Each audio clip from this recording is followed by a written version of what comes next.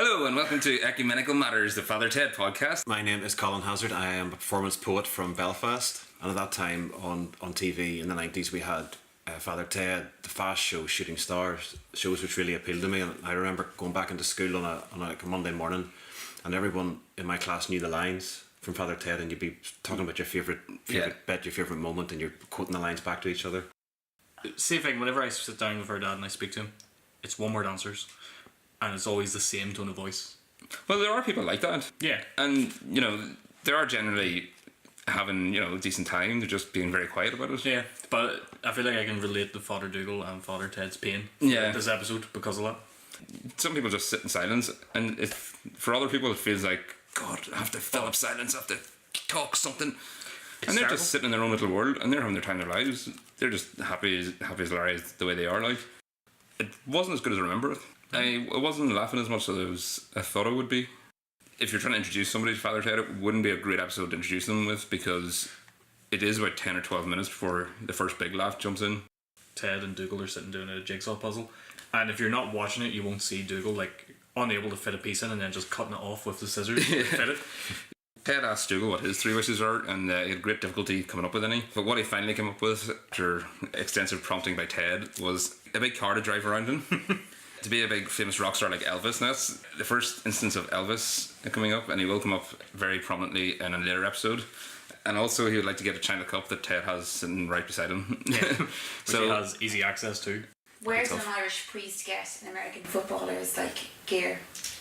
On Craggy Island. On Craggy Island. Probably fell off one of the container ships that sort of washed up on the beach. So you fished there. It's probably you see at the start. Get the I Shot JR t-shirt. Do you know what though? That was massive over here. Dallas, yeah, it was massive over here as well. But even the American football outfit that's what I go back to, the surreal aspect of it. That's just kind of second nature. That's normal. And he puts this on, and he has to give bad news to Father Jack, and that in itself is where the humour is derived. Yeah, so he probably realised he needed some protective gear. So next time he went to the mainland, he just went into the sports shop and just picked up. But even in 1996, on the mainland, would you have found American footballers' gear? I don't know. No, probably not. I don't think so. No. Have you seen it, Colin? Jeff Goldblum. Yeah, I've never seen it, but I'm aware of it because of its cultural reference. Leanne was watching Absolutely Fabulous earlier, and they referenced it. Yeah. Oh, okay. So maybe I'm being unfair on the fly. We should all sit down and have a fly night. We should do that. We should all watch The Fly and then talk about it. Bad call. Well, I thought it was obscure. I thought that was only a sort of film nerd sort of film. No. That only film nerds would be au fait. Like if I went down the street and asked 10 people if they'd ever heard of this film where a guy got his head swapped with a fly, that'd be weird.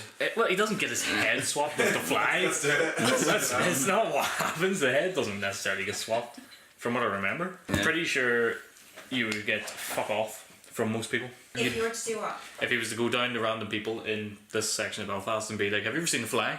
You're better off doing that in the city centre. They might think you're talking about the bar.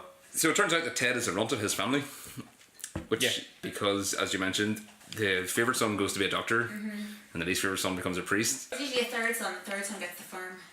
Is that better or worse than the priest? Better. Much better. Yeah, that's probably the best of the 3. Yeah, better than the doctor. Yeah. Farmer. Yeah, well, they get to make all the potatoes. They get the land, you see. But then there's usually about 12 sons, though, and 8 daughters. That's before television.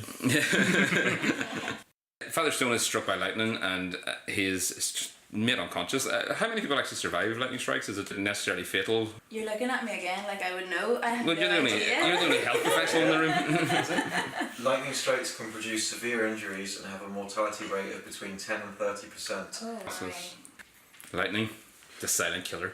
The silent killer. You know a hell of a lot about lightning. I do conduct experiments to reanimate dead bodies. My favourite bit is the bathroom scene where you think he's going to go for a pee and he's not. I'd hesitate to say this is probably one of the worst episodes of Father Ted.